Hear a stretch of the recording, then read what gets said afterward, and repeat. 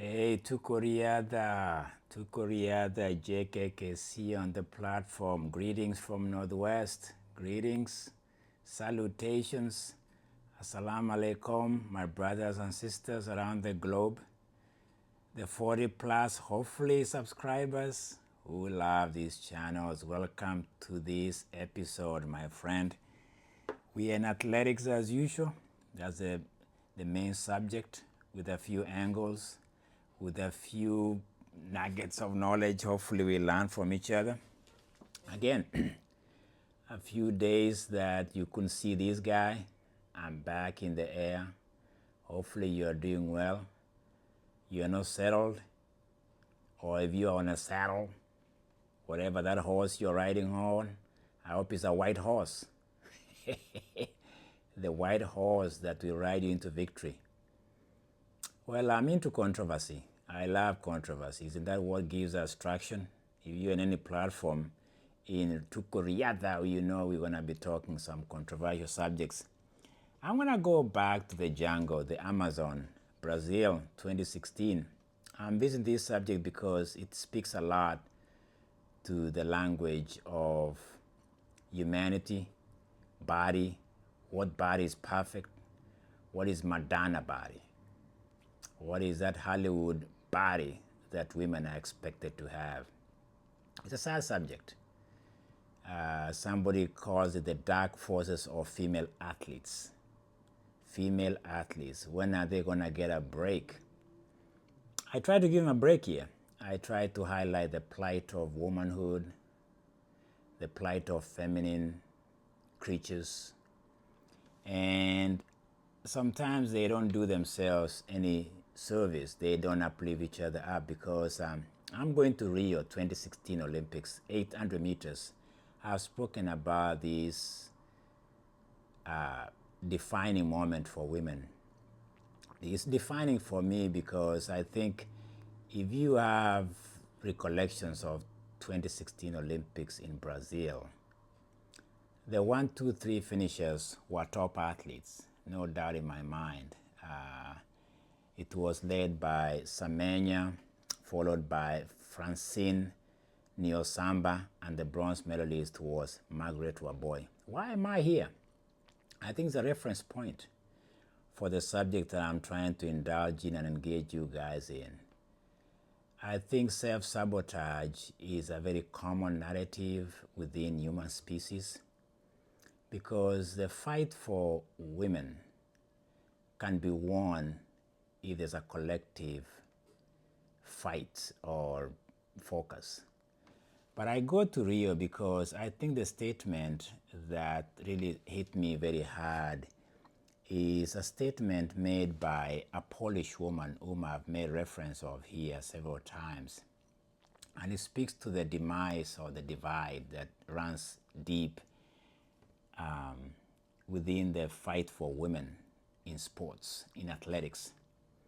So when this woman from Poland made this profound statement, I paid attention because it's going to kind of veer into the subject. I think Joanne Jozwick, the Polish 800-meter runner who came 5th in that event, said something that was very controversial to some of us who follow the language. And language has a lot of power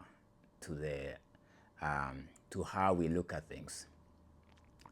This woman finished 5th, but she had the audacity to say these words that I've repeated several times because they speak to these dark forces among female athletes. Because if you think of athletics, we are not just seeing the finest, the best. We are watching their bodies. And when we talk of bodies, body shaming is a problem we are wrestling with in social media, in the way we look at each other, the fact that we overlook the humanity and look at the body. Let me tell you what she said about the women that were 1, 2, 3. She was 5th, but she says she was the first white female in that event. Ahead of her was Lindsay Sharp of Britain, who claims or who alleges that what they were competing against, the women of African descent, were nothing but men. So a female or a woman speaks that way about other women. She doesn't even identify them as women, yet they've lived as women, these three. That she claims that these women of African descent, and there's nothing woman about them. That they claim that their testosterone levels were male. That she had even the capacity, the audacity to claim that she could say that and even claim that. And I guess that's how the European people see women who have different physique. Yeah, there could be complications. There could be some makeup within women that are not what we call 100% feminine or woman. But who are we to judge them?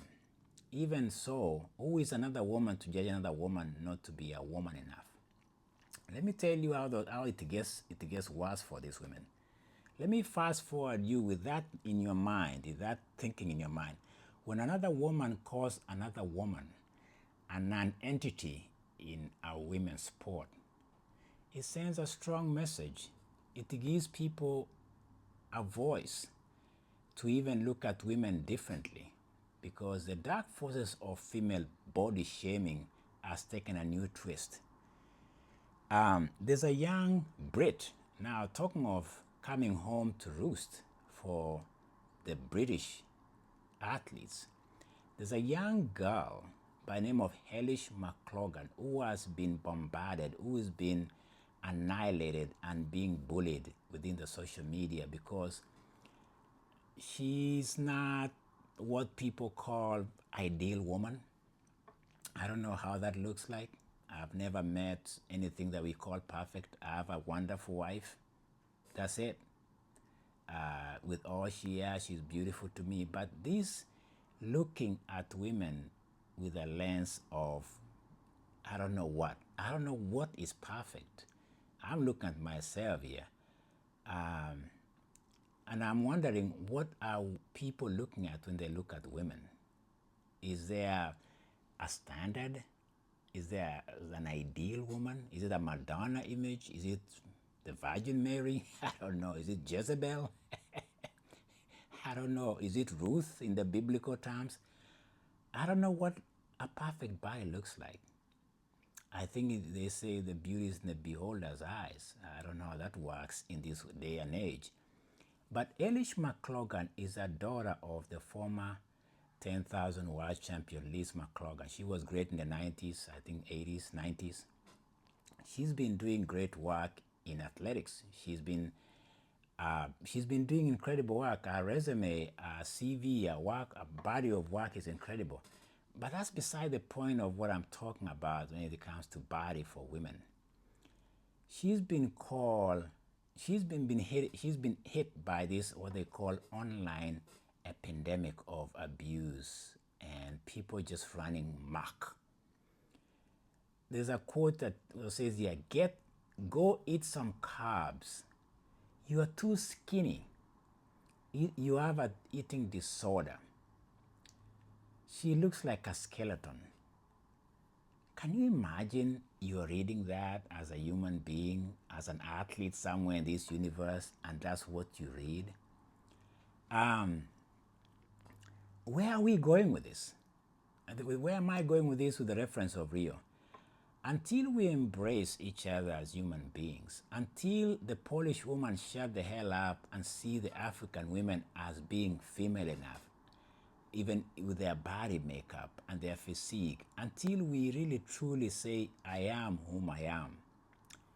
This continues for most of us because the body shaming, the idea of categorizing people as not belonging, according to the Polish woman Joanne, and then you have this bullying, you have these abuses running amok.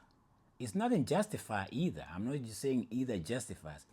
What I'm trying to say is that the fact that we haven't accepted one another as we are in athletics, And the fact that now we have social media that is looking for an ideal AI perfect woman, and the fact that the woman has never rested in her body. After all, she's being told she can't have kids, or she has to have kids, so we have to work on this, whatever.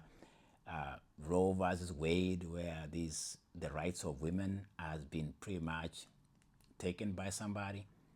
I'm almost speaking here out of turn, so to speak, because when you think about it, a woman is never restful enough in her body.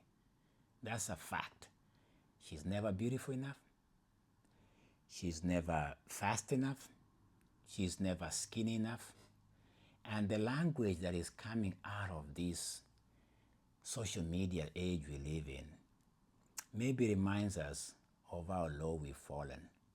And it goes both ways, because when you have a woman from Poland calling out African women as not being feminine enough, and then you have people in the social media telling Hellish McClogan, the young girl, 10,000-meter runner, that she's too skinny. She's having this eating disorder because she's too skinny. You see where I'm going with this? In other words, we don't have a presence of respect for one another. We've lost it. We've lost it. And I don't think this war on body shaming is going to be won if we are not seeing humanity. I think the idea we are looking for an ideal woman on one side and we are looking for an ideal beauty on the other side is a lost cause. And so in athletics, when you think about it, women who train at the highest level will have skinny bodies. They'll be very slender because of the work. Imagine putting in 120 miles a week. Imagine having to, not only that, you are perfecting the art of training to get there. I've been there. I think at my peak in my career when I was doing 800 meters, I think I weighed 149. I don't know to tell you how fat I am right now, but I'm not that fat. I don't know to compare myself. That word fat just doesn't fly. At 149 pounds, that's where I was at my peak in my career. That is skinny. They call ourselves lungs and lungs and knees. Is that all you have at the highest level? People who are sitting on their couches and calling women fat, skinny, I have no idea, even when they are doing events on track. You have short putters. You have to throw that short put. You need muscle. You need something on the base to get you doing that. If you're doing pole vault, you can't be skinny.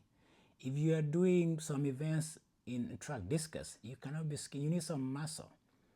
I think for spectators or for anybody who is going to body shame people is because they've never entered their world. They have no idea. But that's the age we live in, the age of thinking we have it and the other person doesn't have it. If you think about it, people are body shaming people. If you look at them carefully, they're all shelly, shadow, shitty people you can ever come across. But I think for me, this platform that I try to speak to the dignity and respect and holistic look on humanity, I think I'll continue to do this because it doesn't matter whether you're from Poland or from Britain. You don't have it all, my friend. You can be from Nairobi, you can be from Kigali. You're a woman in any setting. You have a right to have what you have. Maybe we can get to that body when it's all said and done. We have what we have. We might as well dance to it, be good at it, perfect the art of what we are doing. Because I tell you what, body shaming will not withstand the times we're living in, because people are going to be people. I think for once, for me, I'm really speaking to the fact that I think we've lost it in the sense of we have not been empathetic enough. We don't enter other people's thinking, other people's world, and try to get a sense of who they are. Maybe that's why it's easy to throw stones. Because if you haven't sinned, you can as well be the first one to throw the rock. The last time I checked, none of them were ever found throwing stones. So don't even throw it, my friend, because you got some stinking to do. And it's all about humanity.